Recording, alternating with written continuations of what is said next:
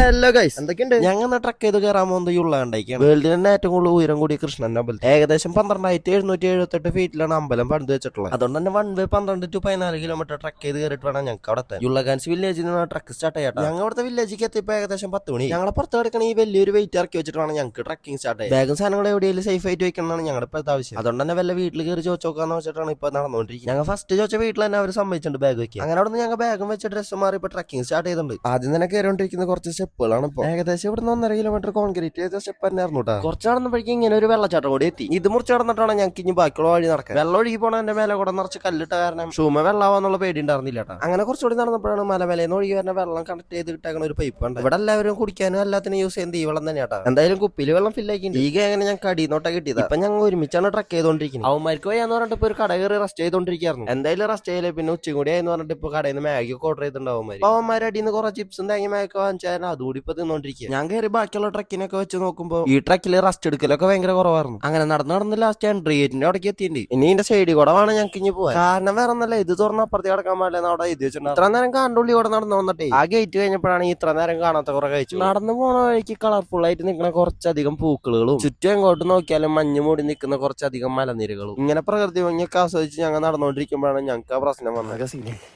നേരെ വെരി ഡിഫിക്കൽട്ടാണ്.